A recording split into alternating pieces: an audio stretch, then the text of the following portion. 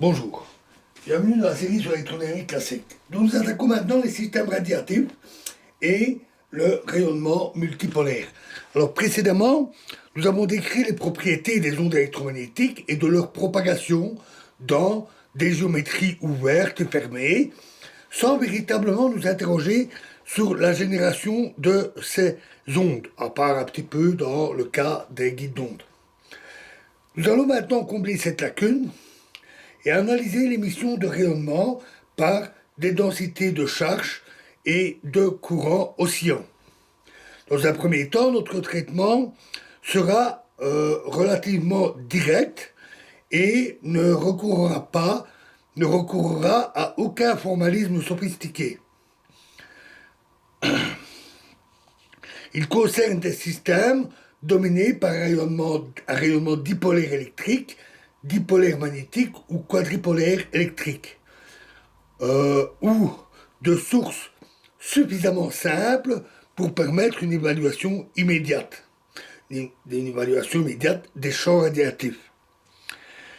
Il proposera également un développement multipolaire simple d'une source située dans un guide d'onde, ainsi qu'une description des moments multipolaires effectifs associés aux ouvertures. Ces discussions élémentaires, entre guillemets, seront suivies d'un traitement systématique des champs multipolaires d'ordre Lm arbitraire, de la déduction dans le cas d'un système harmonique localisé, des formules exactes du rayonnement multipolaire d'ordre quelconque. Nous procéderons ensuite à une comparaison de ces deux approches. Les applications viendront plus tard, avec la diffusion, la diffraction et le théorème optique. Les champs relativistes de Liénard-Wickert et le rayonnement de particules chargées, animées de mouvements rapides, seront étudiés encore un peu plus tard. Alors donc, soit un système de charge et de courant temporellement variable. On le sait, on peut décomposer cette dépendance temporelle par analyse de Fourier, puis traiter séparément chaque composante ainsi obtenue.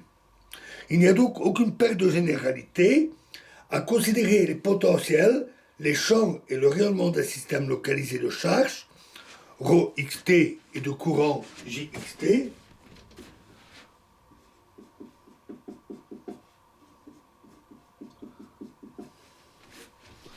comme variant de manière sinusoïdale dans le temps.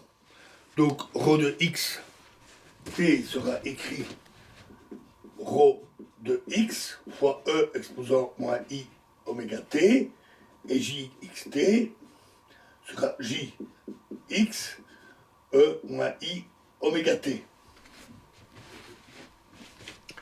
Comme d'habitude, seules les parties réelles de telles expressions correspondent aux grandeurs physiques.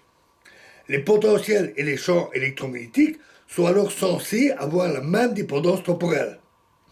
Nous supposerons les sources situées dans un espace initialement vide. Et nous attaquerons cela dans la prochaine vidéo. Je vous remercie.